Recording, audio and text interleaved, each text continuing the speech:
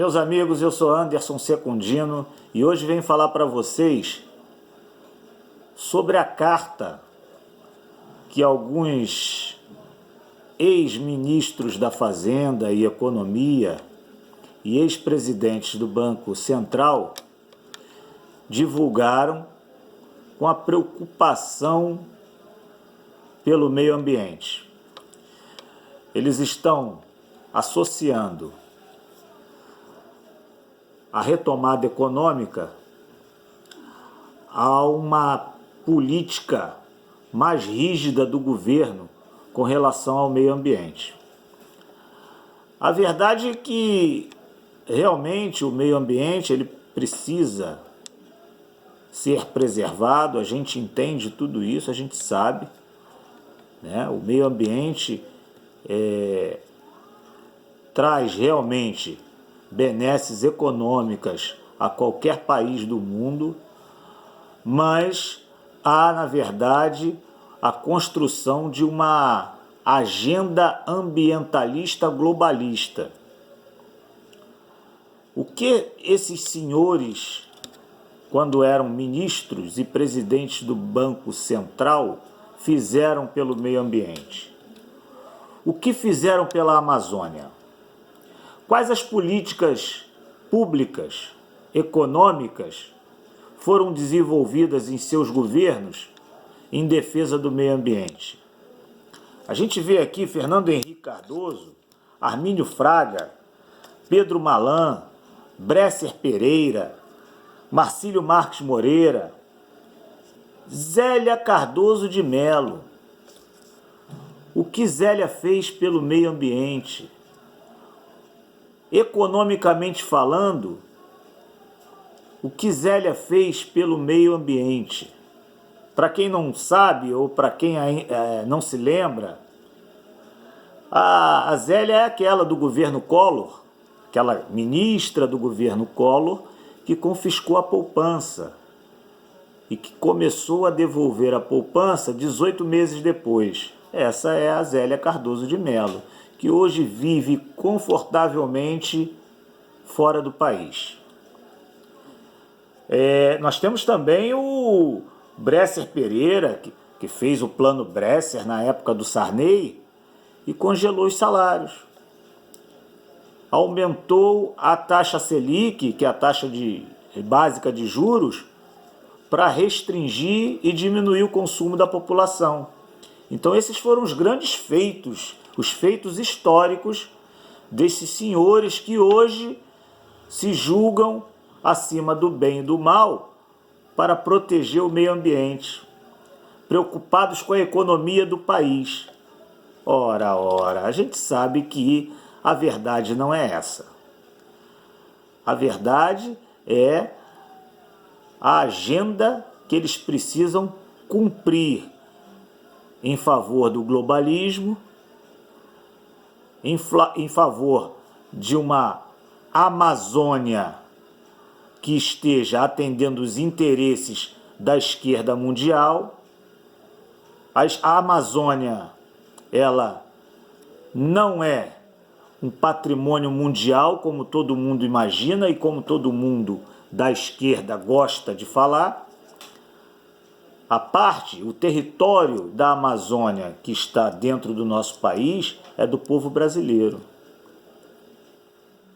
Então a gente precisa entender que não podemos permitir que se torne recorrente essa necessidade de transformar a Amazônia por parte desse regime socialista que a gente tem escondido dentro do Brasil, essa necessidade de transformar a Amazônia num patrimônio mundial que seja intocável por nós, brasileiros.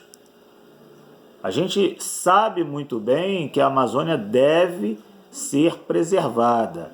A gente sabe muito bem que o governo será cobrado por medidas que não sejam rígidas contra o desmatamento, contra as queimadas, contra a grilagem, de terras.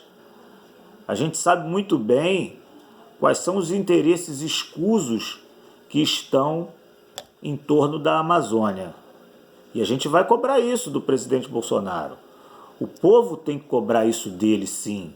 O povo tem que cobrar do ministro Ricardo Salles uma política bem delineada, bem estruturada com relação ao combate ao desmatamento. Agora, nós temos também que proteger o nosso território. A Amazônia brasileira é dos brasileiros. Não permitamos que isso seja distorcido. Esse era um recado que eu queria deixar para vocês com relação à Amazônia e com relação a essa carta sem propósito, desmedida, como se todos esses outros ministros anteriores tivessem alguma coisa para ensinar e ilustrar para o governo atual. Não fizeram nada em prol da Amazônia e nunca associaram a economia à Amazônia. Eu queria falar com vocês também sobre o Carnaval Carioca.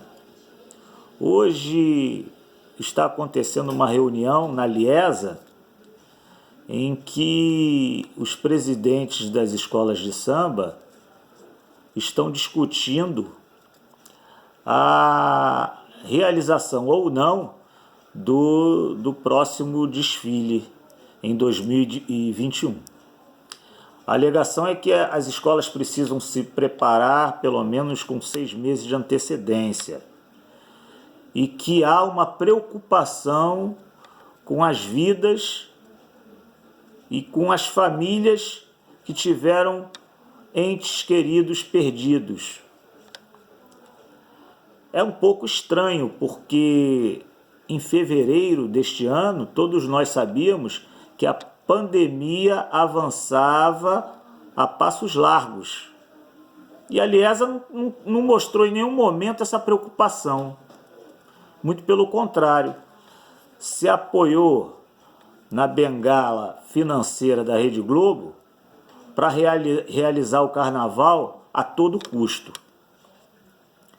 Muito embora houvesse algumas opiniões contrárias à realização do carnaval deste ano, a Liesa simplesmente ignorou todas as indicações de que o carnaval não seria uma boa ideia, de que a realização dos desfiles das escolas de samba deveriam ser adiados.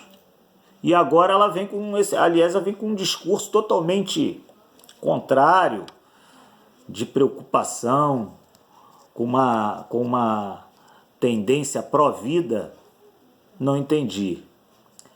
A verdade é que não tem dinheiro para que o carnaval das escolas de samba se realize no ano que vem. A gente sabe que a grande mantenedora do carnaval carioca é a Rede Globo, com os seus patrocínios, com as suas empresas conveniadas, com um consórcio que ela forma especificamente para o carnaval. E agora a não realização do carnaval tem o pretexto da Covid-19. E não é isso, a gente sabe que não há dinheiro para a realização do carnaval. A exemplo da Copa do Mundo de 2022, que também pode não passar na Rede Globo por falta de dinheiro, por falta de recursos que a Rede Globo tenha que transferir para a FIFA e comprar o pacote de transmissão. Então, essa reunião na verdade, é uma cortina de fumaça para que a Globo abertamente não diga que não tem dinheiro para transmitir o carnaval. Então, gente, esse recado aí que eu queria dar a vocês, ficam esses questionamentos para reflexão de cada um e vamos acompanhar aí os desdobramentos dessa carta aberta dos ex-ministros da Fazenda, dos governos Sarney, Collor, Fernando Henrique, Lula, Dilma Rousseff, que se mostram preocupados com a Amazônia e também com relação ao Carnaval. Acredito eu que o Carnaval, ele realmente está em xeque, mas não por esse motivo que foi apresentado hoje nos telejornais, nos jornais impressos.